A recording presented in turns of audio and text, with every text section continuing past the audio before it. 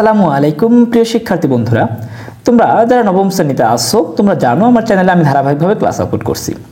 বন্ধুরা, এর ধারাবাহিকতায় আজ আমি আলোচনা করব তোমাদের বিজ্ঞান অনুসন্ধানী পাঠের আধুনিক পদার্থবিজ্ঞান অর্থাৎ তৃতীয় অধ্যায়।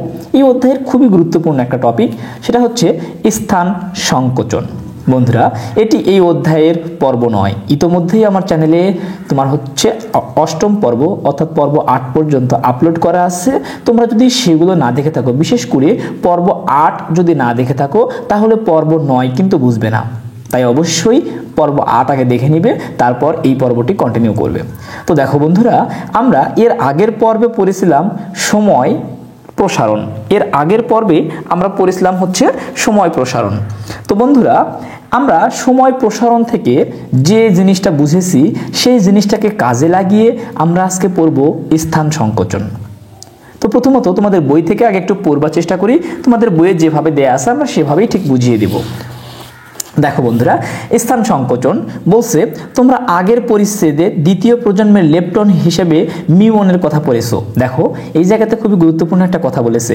আমরা কিন্তু এর আগের পরিচ্ছেদে পড়েছি মিউন অর্থাৎ লেপটনের একটা কণা, সেটা হচ্ছে মিউন। এই কথাটা কিন্তু আমরা পড়ে আসছি। তোমরা যদি না পড়ে থাকো বা না দেখে থাকো অবশ্যই আমার পূর্বের পর্বগুলো আগে দেখে নেবে, অর্থাৎ 1 থেকে 8 প্রত্যেকটা পর্বই খুবই গুরুত্বপূর্ণ।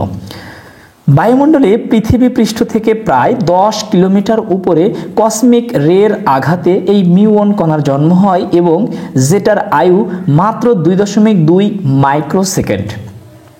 আচ্ছা, এখানে ব্যাপারটা কি বলতেছে আগে আমরা একটু বুঝবার চেষ্টা করি বা আমরা একটু অঙ্কন করবার চেষ্টা করি। দেখো ব্যাপারটা অনেকটা হচ্ছে এরকম। আমি ধরে নিচ্ছি হচ্ছে এটা হচ্ছে পৃথিবী, এটাকে আমি ধরে নিলাম পৃথিবী থেকে কতটুকু উপরে? পৃথিবী থেকে 10 কিলোমিটার উপরে। দেখো পৃথিবী থেকে, তার মানে এইটুকুর দৈর্ঘ্যটা আসলে হবে 10 কিলোমিটার। আমরা লিখে দিচ্ছি এইটুকু দৈর্ঘ্য হলো 10 কিলোমিটার। পৃথিবী থেকে 10 কিলোমিটার উপরে কি হচ্ছে? মিউন কণা ধরে নিলাম, এই জায়গাতে মিউন কণার জন্ম হচ্ছে। মিউন কণা, তো মিউন কণার জন্ম হচ্ছে পৃথিবী থেকে 10 কিলোমিটার উপরে এবং যা মিউন কণা তোমার হচ্ছে জীবিত থাকে মাত্র 2.2 মাইক্রোসেকেন্ড। 2.2 মাইক্রোসেকেন্ড, ভালো করে একটু বোঝো। 2.2 মাইক্রোসেকেন্ড, এখানে এটা হচ্ছে মাইক্রো সিম্বল, ইউ এর মতো দেখতে অনেকটা। তো বন্ধুরা, মাইক্রো মানে কি মনে রাখবা, 1 মাইক্রো ইকুয়াল 10⁻⁶। 1 micro equal 10⁻⁶। তাহলে 2.2 মাইক্রোসেকেন্ড মানে এটা আসলে কত ছোট? এটাকে আমরা বলতে পারি না যে 2.2 ইন্টু 10⁻⁶ সেকেন্ড, অর্থাৎ এটা এত ছোট যে 1 সেকেন্ডকে যদি 10⁻⁶, অর্থাৎ আমরা বলতে পারি 10 লক্ষ। 1 সেকেন্ডকে যদি আমরা 10 লক্ষ পরিমাণ তোমার হচ্ছে ক্ষুদ্র করে থাকি বা ভাগ করে দেই, অর্থাৎ আমরা সহজভাবে এইভাবে মনে রাখবো যে 1 সেকেন্ডকে যদি 10⁻⁶ দ্বারা ভাগ করা হয়, 1 সেকেন্ডকে 10⁻⁶ দ্বারা ভাগ করলে আমরা যত ক্ষুদ্র মানটা পাবো সেটাকেই বলা হয় হচ্ছে তোমার মাইক্রো। তাহলে এখন একটা জিনিস চিন্তা করে দেখো, 2.2 মাইক্রোসেকেন্ড মানে হচ্ছে 2.2 ইন্টু 10⁻⁶, অর্থাৎ এটা কিন্তু খুবই ক্ষুদ্র। এত ক্ষুদ্র সময়, যেটা একেবারে কল্পনাতীত ব্যাপার, খুবই এত সূক্ষ্ম সময় মাত্র জীবিত থাকে কে? মিউন কণা।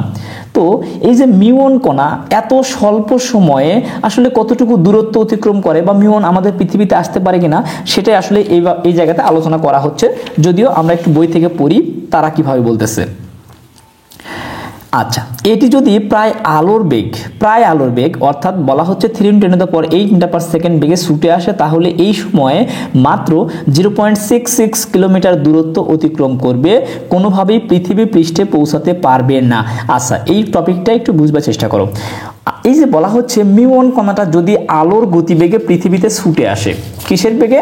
আলোর গতিবেগে। তো বন্ধুরা, আমরা অতিক্রান্ত দূরত্বের ক্ষেত্রে আমরা একটা সূত্র জানি, অতিক্রান্ত দূরত্বের ক্ষেত্রে আমরা একটা সমীকরণ জানি, সেটা হচ্ছে কি যে S = VT।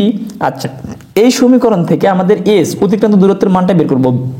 ভির মানটা আমরা কি করতেছি, এখানে বলেই দিচ্ছে যে ভির মানটা হচ্ছে আলোর গতিবেগ। তাহলে আলোর গতিবেগ কত বন্ধুরা, 3 × 10⁸ ইন্টু সময়। এই যে সময়ের মানটা আমরা কত ব্যবহার করব, 2.2 × 10⁻6। তাহলে 2.2 × 10⁻6। আমরা যদি এইটা একটু ক্যালকুলেশন করি তাহলে দেখো আমাদের কত চলে আসে। দেখো বন্ধুরা আমি ক্যালকুলেশন করতেছি এই মানটা, 3 exponential 8 into 2.2 exponential -6। দেখো বন্ধুরা আমাদের সম্পূর্ণ মানটা চলে আসে হচ্ছে 660। তাহলে আমরা 660 পাচ্ছি। তাহলে 660 এটা কি মিটার, তাহলে কিলোমিটারে কত হচ্ছে দেখো তো, যে 0.66 কিলোমিটার। তাহলে দেখো এই কথাটা কিন্তু তোমাদের এই জায়গাতে বলা হচ্ছে, এই যে যদি এটা আলোর গতিবেগে ছুটে আসে তাহলে 0.66 কিলোমিটার দূরত্ব অতিক্রম করবে, এটি কোনোভাবেই পৃথিবীতে পৌঁছাতে পারবে না। এটার অর্থটা কি একটু বুঝবার চেষ্টা করো। এখানে বলা হচ্ছে যে এই যে মিউনের কণাটা এখান থেকে যেখানে উৎপন্ন হচ্ছে সেখান থেকে যদি আলোর গতিবেগে ছুটে আসে, আলোর গতিবেগ মানে কি 3 × 10⁸ মিটার/সেকেন্ড বেগে ছুটে আসে, তারপরও এটি মাত্র 0.66 কিলোমিটার, এই যে এখানে পেলাম 0.66 কিলোমিটার দূরত্ব অতিক্রম করে মারা যায়। ধরে নিচ্ছি যে এইটুকু হলো 0.66 কিলোমিটার, আমি ধরে নিচ্ছি যে এই পর্যন্ত হলো কি 0.66 কিলোমিটার। তার মানে এতটুকু দূরত্ব অতিক্রম করার পর মারা যায়। তাহলে এই যে এতখানি পথ কিন্তু আর আসতে পারে না। তাহলে এতখানি পথ যেহেতু অতিক্রম করে পৃথিবীতে আসতে পারে না, তাহলে কি হিসাব মতে পৃথিবীতে কোনো মিউন কোনো থাকার কথা না। কিন্তু ব্যাপারটা আসলে এমন ঘটে না। এই ব্যাপারটা আসলে দেখো পরবর্তীতে বইয়ে কিন্তু আলোচনা করবে। এই যে পৌঁছাতে পারবে না, কিন্তু আমরা নিয়মিতভাবে পৃথিবীতে বা পৃথিবী পৃষ্ঠে মিউন দেখে থাকি, কারণ এটি আলোর বেগের কাছাকাছি বা 0.998 তোমার হচ্ছে সি, ধরে নিচ্ছে আলোর বেগের কাছাকাছি বেগে পৃথিবীতে ছুটে আসার কারণে সময় প্রসারণ ঘটে। আচ্ছা, ব্যাপারটা আসলে আমরা একটু বুঝবার চেষ্টা করি সময় প্রসারণের সূত্র থেকে। আমরা সময় প্রসারণের যখন এর আগের টপিকটা পর্ব 8-এ আমরা আলোচনা করেছি, সময় প্রসারণ করতে গিয়ে সেখানে আমরা একটা সূত্র পেয়েছিলাম। সেখানে টি ইকুয়াল আমরা জানি যে টি ইকুয়াল T0 ভাগ √1 - v² ভাগ c², এটা আমরা কিন্তু জানি সময় প্রসারণ থেকে। তোমরা যদি আমার পর্ব 8 দেখে থাকো তাহলে তোমরা এটা একদম ভালোভাবে বুঝে যাবে। এখন বলছে কি বেগটা যদি আলোর বেগের কাছাকাছি, এখানে কিন্তু বলেই দিছে যে 0.998 সি হয়, 0.998 সি হয়, অর্থাৎ আলোর বেগের খুব কাছাকাছি হয়। তাহলে আমরা একটু এই যে ভির মানটা, অর্থাৎ এখানে বলতেছে যে ভির মানটা যদি 0.998 সি হয় তাহলে আমাদের মানটা কেমন চলে আসবে। তো দেখো আমরা এইটুকু আগে হিসাব করি আসলে দাঁড়াই কেমন, আমরা একটু বের করার চেষ্টা করি। তাহলে দেখো বন্ধুরা এখানে T0 মানে কি, T0 মানে হচ্ছে মিউনের সময়। তো মিউন কত সেকেন্ড বেঁচে থাকে, আমরা জানি যে মিউন বেঁচে থাকে হচ্ছে 2.2 × 10⁻6 সেকেন্ড। তাহলে মাত্র এতটুকু সময় আসলে মিউন কতটুকু দূরত্ব অতিক্রম করতে পারে আমরা সেটুকু দেখি বা সময় প্রসারণ করে। তাহলে দেখো বন্ধুরা আমরা এই জায়গাতে তোমার হচ্ছে T0 এর মানটা বসিয়ে দিব হচ্ছে 2.2 × 10⁻6 ভাগ আমরা এই যে মানটা করব এটা হচ্ছে 1 - v² ভাগ কি c²। আচ্ছা, এখন দেখো আমরা মানটাকে এখানে আমরা মানটা বসিয়ে দিতে পারতাম, আচ্ছা হোক আমরা পরে বসিয়ে দিচ্ছি। 2.2 × 10⁻6 ভাগ √1 - ভি মান হচ্ছে কত 0.998 সি, তার উপরে স্কোয়ার ভাগ কত আছে, ভাগ হচ্ছে c²। তাহলে আমরা যদি এটাকে ক্যালকুলেশন করি উপরে পাচ্ছি 2.2 × 6 আর নিচে আমরা আপাতত যা আছে লিখতেছি মাইনাস এই যে 0.998 সি পুরোটার উপর স্কোয়ার আছে, মানে কি 0.998 এর উপরেও একবার স্কোয়ার আছে, সির উপরে একবার স্কোয়ার আছে। আমরা সেটা করে নিচ্ছি 0.998 এর উপরেও একবার স্কোয়ার দিলাম, তার সঙ্গে গুণ আছে কি c² ভাগ c²। দেখো তো c² ক্যান্সেল আউট হয়ে যায় না, তো c² যদি আমরা ক্যান্সেল আউট করে দেই তাহলে আমরা মানটা কত পাচ্ছি, এখানে পাচ্ছি হচ্ছে 0.998 এর উপর স্কোয়ার। তাহলে আমরা মানটা আসলে সম্পূর্ণ ক্যালকুলেশন করতেছি, তোমরা আসলে ক্যালকুলেশনটা তোমাদের মতো করে নেবে। আচ্ছা দেখো বন্ধুরা আমরা ক্যালকুলেশনটা করতেছি যে 0.998 স্কোয়ার, এটাকে আমরা করলাম, করে এটাকে কি করব বিয়োগ করব হচ্ছে 1 থেকে, তার মানে 1 বিয়োগ অ্যান্সার আমাদের যে মানটা চলে আসতেছে এটাকে আবার কি করতে হবে, আমাকে রুট করতে হবে, তাহলে রুট ওভার অ্যান্সার।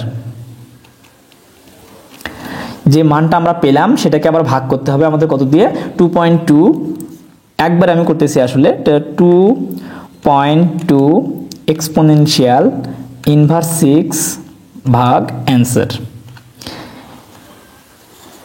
আচ্ছা বন্ধুরা, আমরা যদি এখানে হিসাব করি তাহলে আমরা পাচ্ছি হচ্ছে 3.4 × 10⁴, তাই না? তাহলে আমরা আসলে সম্পূর্ণ মানটা পাচ্ছি হলো 3.35 নেই, যেহেতু আমরা 5 লিখতে পারি, এখানে দেখো আসলে মানটা চলে আসছে 3.48, এই জন্য আমি একবারে 5 লিখতেছি, 3.5 × 10⁵। আচ্ছা একটু খেয়াল করে দেখো, আমরা এই যে মানটা যেটা পেলাম এই মানটাকে আমার দশমিকটা এখানে আছে, আমি যদি দশমিকটা আরও এক ঘর পরে নিয়ে যাই, অর্থাৎ দশমিকটা যদি আমি আরও এক ঘর পরে নিয়ে যাই তাহলে এই জায়গাতে এখান থেকে দশমিক এই দিকে নিয়ে গেলে বা ডান দিকে নিয়ে গেলে তাহলে ইনভার্সের মানটাকে আরও একটা বেড়ে যাবে না, অর্থাৎ তখন কিন্তু মানটা দাঁড়াবে কত, যে 35 × 10⁻⁶, 35 × 10⁻⁶ এত সেকেন্ড। তাহলে দেখো এই যে আমরা জানি যে 1 মাইক্রো সমান সমান কত, 10⁻⁶, তাহলে 10⁻⁶ চলে আসছে, তাহলে এখান থেকে আমরা বলতে পারি না শুধুমাত্র যে 35 মাইক্রোসেকেন্ড। দেখো এটুকু কিন্তু তোমরা বুঝে গেছো।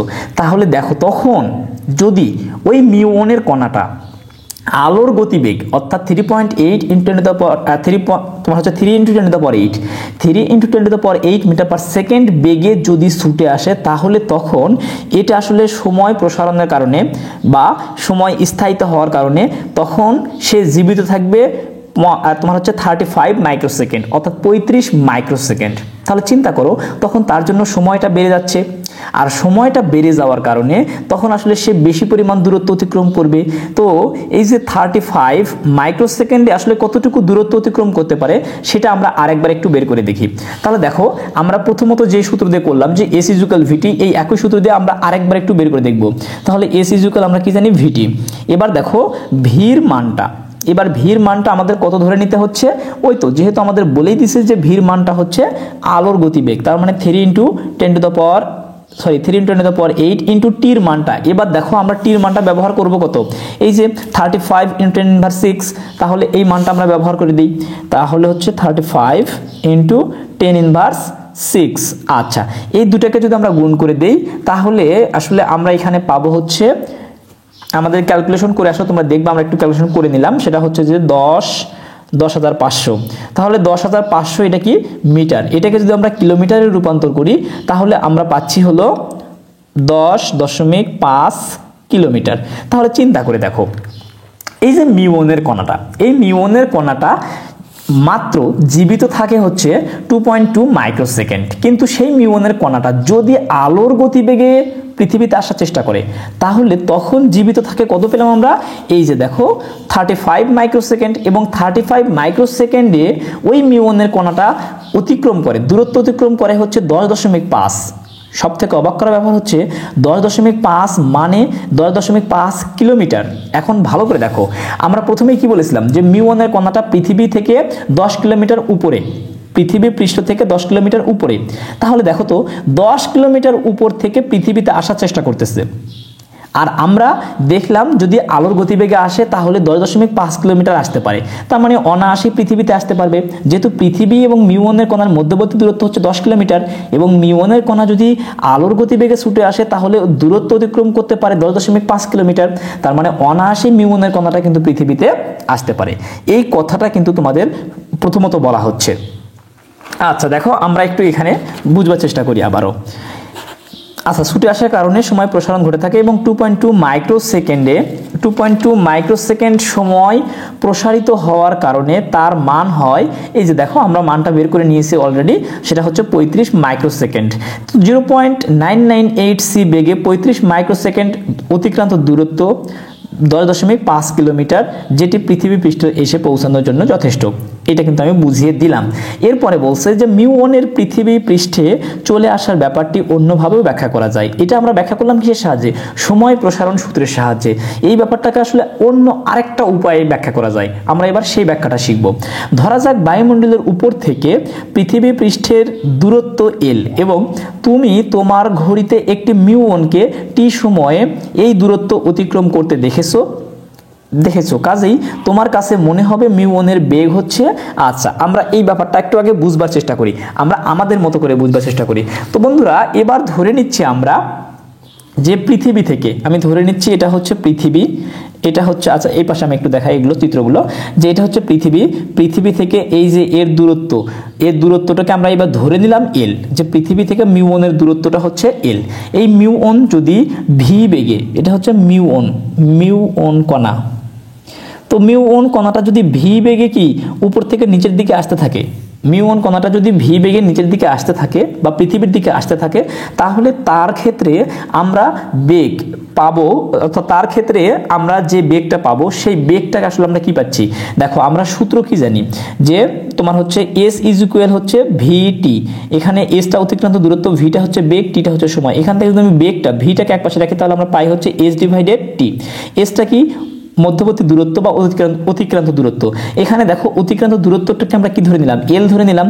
তাহলে আমরা শুধু সূত্রটাকে কি বসিয়ে দিব, যে v = L/t। আচ্ছা, এটুকু কিন্তু তোমাদের বুঝে যাওয়ার কথা, আমরা শুধুমাত্র করলাম। এবার যদি ব্যাপারটা আবার এমনও ঘটে যে যখন μ1 আলোর গতিবেগ বা কাছাকাছি বেগ নিয়ে পৃথিবীর দিকে ছুটে আসে, তখন আসলে μ1 মনে করে যে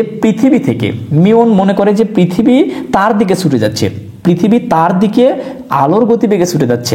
অর্থাৎ ধরে নাও ব্যাপারটা এরকম, যে আমি প্রথমত পৃথিবীর দিকে ছুটে যাচ্ছি, আমি নিজেকে μ1 তুলনা করতেছি, আমি পৃথিবীর দিকে ছুটে যাচ্ছি। তাহলে আমার মনে হবে, আমি যখন মনে করব, তখন আমার মনে হবে পৃথিবী আমার দিকে ছুটে আসতেছে। আবার পৃথিবী যখন মনে করবে, তখন মনে করবে μ1 তার দিকে ছুটে যাচ্ছে। অর্থাৎ একজনের সাপেক্ষে আরেকজনকে গতিশীল মনে হবে। তো সাপেক্ষ ব্যাপারটা আসলে কিন্তু আমরা গতি বুঝাইতে গিয়ে, অর্থাৎ তোমাদের 1 নম্বর অধ্যায়ে একটু হিন্টস দেয়া আছে, তখনই এটা বিস্তারিত বুঝিয়ে দিয়েছিলাম।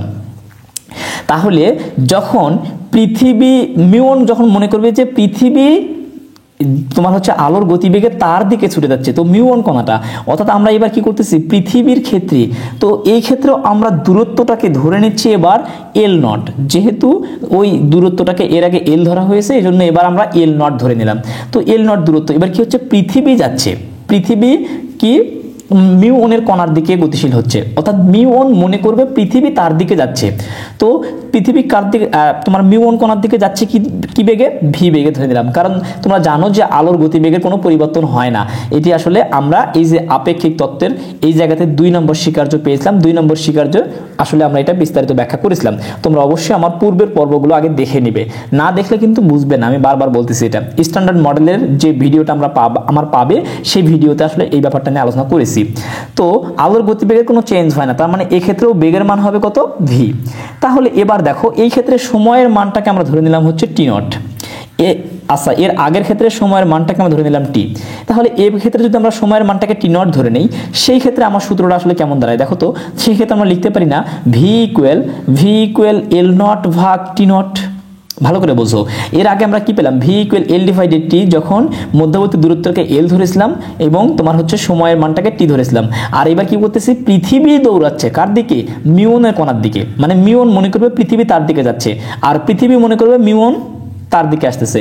তাহলে এবার দেখো, এই ক্ষেত্রে আমরা ধরে নিলাম অতিক্রান্ত দূরত্বটাকে L0, এরপরে হচ্ছে সময়ের মানটাকে t0। তাহলে সেই ক্ষেত্রে আমরা সূত্রটা কেমন পাবো, যে v = L0 ভাগ t0। এইটুকু তোমরা নিশ্চয়ই বুঝে গেছো। এটাকে যদি আমরা সমীকরণ 1 দেই, এটাকে যদি আমরা সমীকরণ 2 দেই, তাহলে 1 এবং 2 থেকে আমরা একটা জিনিস তুলনা করতে পারি না, আমরা লিখব সমীকরণ 1 ও 2 হতে পাই, সমীকরণ 1 ও 2 হতে পাই। দেখো, একটু ভালো করে বুঝবার চেষ্টা করো। সমীকরণ 1 নাম্বার থেকে আমরা পাইছি v equal l divided t, আর 2 নম্বর সমীকরণে পাইছি v equal l not divided t। আচ্ছা, দুইটা ক্ষেত্রে দেখো তো v সমান না, সমীকরণের এক পাশে যদি সমান হয় আর এক পাশেগুলোকে আমরা কিন্তু সমান বলতে পারি, অর্থাৎ তখন আমরা বলতে পারবো বা লিখতে পারি আসলে আমরা যে সেই ক্ষেত্রে l ডিভাইডেড মানে l divided t equal l not ভাগ কি t নট। যেহেতু দুইটা সমীকরণের এক পাশে যদি সমান হয়, v সমান, দুইটা সমীকরণের এক পাশে সমান হলে অপর পার্শ্বগুলোকে আমরা সমান তুলনা করতে পারি। সেই হিসেবে আমরা লিখতে পারি যে l ডিভাইডেড t মানে এই যে l divided t equal l not divided t not. এখান থেকে দেখো এই l নটটাকে যদি t এর কাছে আনি এবং এই t টাকে যদি l নটের জায়গায় নিয়ে যেতে, কারণ শুধুমাত্র স্থান পরিবর্তন কোনাকানির ক্ষেত্রে, অর্থাৎ কোনাকানির ক্ষেত্রে কিন্তু আমরা স্থান পরিবর্তন করতে পারি। তাহলে আমরা কি করতেছি যে l divided l not equal, তখন আমরা t টাকে উপরে নিয়ে যাব, তাহলে আমরা লিখব যে t ডিভাইডেড কি বন্ধুরা t নট। তাহলে দেখো আমরা সমীকরণটাকে শুধু একটু মডিফাই করতেছি, আমরা পেলাম তাহলে যে l divided l not equal t divided t not. আচ্ছা, এর আগে আমরা কিন্তু আরেকটা জিনিস কিন্তু আমরা পড়েছি, সেটা হচ্ছে কি এই যে তোমরা কিন্তু পেয়ে গেছো, আমরা যখন এই যে টি সংক্রান্ত বা টি সমান সমান যে সূত্রটা পেয়েছিলাম, অর্থাৎ এই যে এর আগের পর্বে, অর্থাৎ পর্ব 8-এ আমরা যখন সময় প্রসারণ করেছিলাম তখন টি ইকুয়াল আমরা সূত্র পেয়েছিলাম T equal T nought divided root over 1 minus V square ভাগ সি। সেই একই সমীকরণ আমরা কিন্তু একটু আগে ব্যবহার করেছি। এই জায়গা তো আমরা যদি একটু মানটাকে বসানোর চেষ্টা করি, কিভাবে? আমরা যেহেতু টি সমান সমান জানি যে টি ইকুয়াল কি হচ্ছে, টি ইকুয়াল টি নট ভাগ root over 1 minus V square ভাগ কি সি স্কোয়ার। আচ্ছা, এখান থেকে একটা জিনিস একটু চিন্তা করো, আমরা যদি এই টি নট এর নিচে কিছু নাই মানে একটা এক আছে, আমরা যদি বজ্র গুণন করে দিই এই টি নটটাকে এখানে নিয়ে আসি, তাহলে দেখো আমরা লিখতে পারি T nought equal T into, আমরা লিখতে পারি T into root over 1 minus V square ভাগ কি সি স্কোয়ার। তাহলে এই ক্ষেত্রে আমরা লিখতে পারতেছি,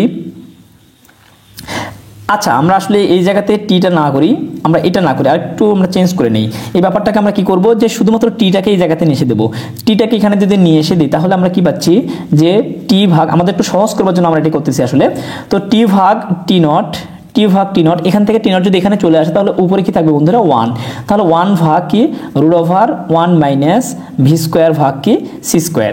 আচ্ছা দেখো টি ভাগ টি নট আমরা একবারে পেয়ে গেলাম মানটা, দেখছো আমরা একটু সহজ করবার জন্য কিন্তু এটা করলাম। দেখো টি ভাগ টি নট পেয়ে গেলাম, তাহলে টি ভাগ টি নটের পরিবর্তে এবার আমরা বসাতে পারি না 1 ভাগ root over 1 minus V square ভাগ সি স্কোয়ার। তাহলে এবার দেখো আমরা শুধু বসিয়ে দেব এই জায়গাতে, তাহলে উপরে আছে এল ভাগ নিচে আছে কি এল নট।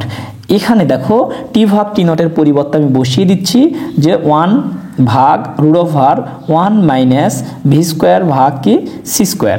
আচ্ছা বন্ধুরা, এটুকু কিন্তু তোমরা বুঝে গিয়েছো। এবার আমরা কি করব দেখো, এবার যদি আমরা শুধুমাত্র এই যে বজ্র গুণন করে দেই তাহলে এল নট ইন্টু 1 মানে কি এল নট ইন্টু তোমার হচ্ছে 1 মানে শুধুমাত্র এল নট থাকবে, তাহলে এল নট ইকুয়াল এই এলটা তাহলে এই পাশে গুণ হয়ে যাবে, তাহলে হচ্ছে কি যে L into root over 1 minus V square ভাগ কি সি স্কোয়ার। দেখো আমরা কিন্তু একটা সমীকরণ পেয়ে গেলাম, সেটা হচ্ছে যে কি L nought equal L into root over 1 minus V square ভাগ সি স্কোয়ার। এটি হচ্ছে আমাদের একটা সমীকরণ। আমরা এই টপিকের উপরে কিন্তু আমরা এই সমীকরণটাই পাচ্ছি। দেখো তোমাদের বইয়ে সর্বশেষ কিন্তু এই সমীকরণটাই নিয়ে আসা আছে যে L nought equal L into root over 1 minus V square ভাগ সি স্কোয়ার। এর পরবর্তী পৃষ্ঠায় দেখো কি বলতেছে, লক্ষ্য করো এখানে root over 1 minus V square ভাগ সি স্কোয়ার এর মান সবসময় 1 অপেক্ষা কম। সবচেয়ে মজার ব্যাপার হলো এই জায়গাতে একটু খেয়াল করে দেখো, আমরা যে পাচ্ছি root over 1 minus V square ভাগ সি স্কোয়ার এর মানটা কিন্তু এই যে শুধুমাত্র রুটের ভিতরে যা আছে এর মানটা কিন্তু সবসময় 1-এর থেকে ছোট হবে। কেন 1-এর থেকে ছোট হবে একটু চিন্তা করে দেখো তো, আমরা এই জায়গাতে ভির মানটা প্রায় আলোর বেগের কাছাকাছি ধরতেছি, সেটা তোমার সি সি কেটে যেয়ে এই জায়গাতে মানটা খুবই ক্ষুদ্র হচ্ছে, খুবই ক্ষুদ্র মানে 1-এর থেকে ছোট হচ্ছে। সেই মানটাকে আবার কি করতেছি 1-এর থেকে বিয়োগ করতেছি, আমরা এই জায়গাতে ধরে নিচ্ছি যে 0.6, সাপোজ 0.6, সেই মানটাকে আবার কি করতেছি 1 মাইনাস 0.6 করে আমরা যত ক্ষুদ্র একটা মান পাচ্ছি সেই ক্ষুদ্র মানটাকে যদি আবার রুট করলে দেখবা আরো একটা ক্ষুদ্র মান পাবো। আমি একটা উদাহরণ দিয়ে, ছোট্ট একটা উদাহরণ দিয়ে শুধুমাত্র তোমাদেরকে বুঝিয়ে দিচ্ছি। দেখো বন্ধুরা, আমরা যদি এই জায়গাতে ওই যে এর আগের বেগটাই ধরি 0.998 বা আমরা এটাই ধরে নিচ্ছি 0.998 এর উপরে স্কোয়ার, মানে যে ভির উপরে স্কোয়ার, যেহেতু সিসি কেটেই যাবে তখন, তাহলে এত এইটাকে আমরা কি করব, এই যে দেখো এটা কিন্তু একের থেকে ছোট চলে আসছে, এটাকে আবার একের থেকে বিয়োগ করব, তাহলে 1 মাইনাস অ্যান্সার, 1 মাইনাস যদি অ্যান্সার করি তাহলে দেখো মানটা যেটা চলে আসবে এই মানটা কিন্তু ইনভার্স চলে আসতেছে। দেখো তোমরা একটু খেয়াল করে দেখো যে 3.996 ইন্টু 10 ইনভার্স 3, তার মানে কি একের থেকে কিন্তু ছোট, অর্থাৎ দশমিকটা আসলে এটা আসলে কি মানটা দাঁড়াচ্ছে এরকম যে 3.996 ইন্টু 10 ইনভার্স 3, তার মানে কি দশমিকটা এই দিকে 3 ঘর সরিয়ে লেখা হয়েছে। আমি যদি দশমিকটাকে তুলিয়ে দেই, দশমিকটাকে সামনে এসে তাহলে এই যে এই জায়গাতে দিতে পারি, তার মানে 0 পয়েন্ট, তখন আর 10 ইনভার্স থাকবে না, তখন আমরা বলতে পারি যে 0.0039, তখন এই জায়গাতে থাকবে না। তাহলে দেখো এই মানটা কিন্তু একের থেকে ছোট, অর্থাৎ আমরা এই যে রুটের ভিতরে যা আছে সম্পূর্ণ মানটাকে এটাকে যদি রুট করি, রুট করলেও কিন্তু একের থেকে ছোট মান আসবে। রুট ওভার অ্যান্সার মানটা কিন্তু চলে আসতে দেখো বন্ধুরা যে রুট করলে অ্যান্সারটাকে 0.06, তাহলে 0.06, অর্থাৎ আমরা যাই পাই না কেন মানটা কিন্তু সবসময় একের থেকে ছোট পাবো। তাহলে কিন্তু আমরা এখান থেকে একটা জিনিস লিখতে পারি, সেটা হচ্ছে যে এই যে 0.6 যেটা পাবো সেটাকে যদি আবার এল এর সঙ্গে গুণ করে দেই, তাহলে চিন্তা করো আমি ধরে নিচ্ছি এল এর মান 2, এল এর মান যদি 2 ধরে নেই তাহলে 2 গুণন 0.6 করে দেখো আমরা এই যে মানটা পেলাম এই মানটাকে যদি আবার 2 দ্বারা গুণ করি, গুণন 2 করে দেই, তাহলে তাহলে আমাদের মানটা চলে আসবে কত, যে এই যে দেখো 0.1, অর্থাৎ সেই ক্ষেত্রে আমাদের এল এর মান, এল নট এর মান, তাহলে এল নট এর মানটা আমার চলে আসবে কত, 0.1। তাহলে একটা জিনিস চিন্তা করো তো, আমরা যখন এল এর মান 2 ধরলাম তখন আমাদের এল নট এর মান কত পেলাম, ছোট পেলাম। মনে রাখবা এল এর মান, দেখো বন্ধুরা এই জায়গাতে একটু তোমরা দেখতে পেয়েছো কিনা আমি জানি না, দেখো একটু যে এল এর মান যখন আমরা 2 ধরেছিলাম তখন আমাদের এল নট এর মান হয়েছে কত, 0.1। তাহলে একটা জিনিস খেয়াল করে দেখো এল এর মান অপেক্ষা এল নটের মানটা কি ছোট হচ্ছে না, তাহলে এখান থেকে আমরা বলতে পারি না যে L not is less than কি এল, অর্থাৎ এল নট এর মানটা এল অপেক্ষা ছোট, এখানে এল নটের মানটা কি এল অপেক্ষা ছোট, এল এর মান থেকে যদি এল নটের মানটা ছোট হয় তাহলে এই জায়গাতে দেখো তোমাদের কিন্তু এখন খুব সহজেই বুঝে যাবে ব্যাপারটা।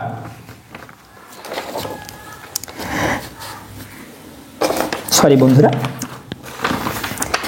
এখানে দেখো আমরা কি বলতেছি যে এল নট এর মান সবসময় এল থেকে কম, এখানে আমাদের স্থির অবস্থার সাপেক্ষে কোনো কিছুর দৈর্ঘ্য বা মিউনের ক্ষেত্রে 10.5 কিলোমিটার হলে আমাদের সাপেক্ষে ভি বেগে গতিশীল কাঠামো থেকে সেই দূরত্বটিকে মনে হবে আসলে দূরত্বটাকে অনেক কমে যাবে, এই যে 0.63 কিলোমিটার হবে। তো এই ব্যাপারটা কিন্তু আমরা একটু নির্ণয় করে দেখি।